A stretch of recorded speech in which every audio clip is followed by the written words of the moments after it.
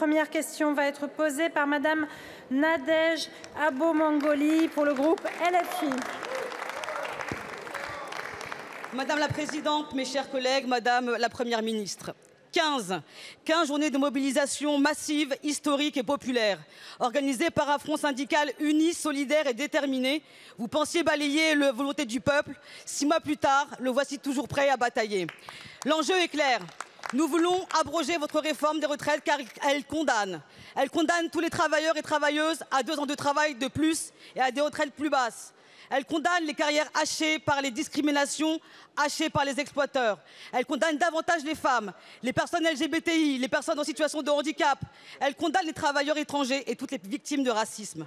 Elle condamne les précaires, celles et ceux qui subissent mais ne baissent jamais les bras. Pour imposer cette réforme ONI, vous agissez de manière autoritaire.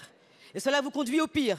Piétinement de nos institutions. Vous bafouez la séparation des pouvoirs en décidant de ce qui peut être débattu ou non, en muselant l'opposition. Vous remettez en cause le droit d'amendement des députés, du jamais vu dans l'histoire.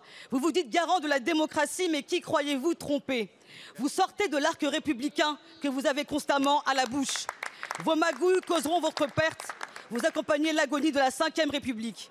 Vous exécutez la volonté d'un homme seul qui veut soumettre le peuple. Madame la Première ministre, je vous le dis, notre peuple reste debout et digne.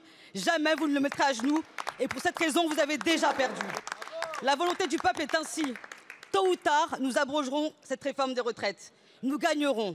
Alors je vous demande simplement, allez-vous cesser de fouler aux pieds notre démocratie? Allez-vous écouter le peuple et renoncer à cette réforme injuste et injustifiée? Allez-vous laisser le Parlement voter? Allez-vous admettre votre défaite morale et politique? Je vous remercie. La parole est à Monsieur Olivier Dussopt, ministre du Travail, de plein emploi et de l'insertion. Merci Madame la Présidente, Mesdames et Messieurs les députés. Madame la députée, vous avez, Madame la députée, dit que la réforme ne porterait en elle finalement que des effets négatifs.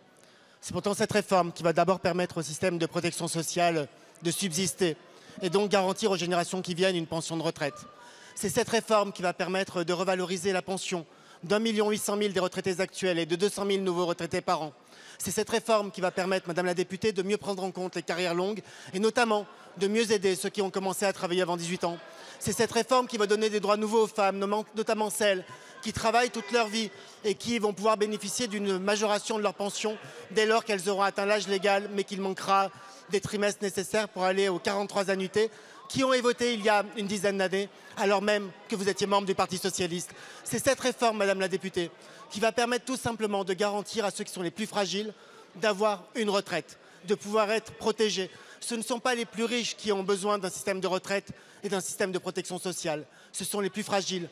La responsabilité, c'est de résorber le déficit. La responsabilité, c'est de sauver le système de retraite et c'est cette majorité qui le fait.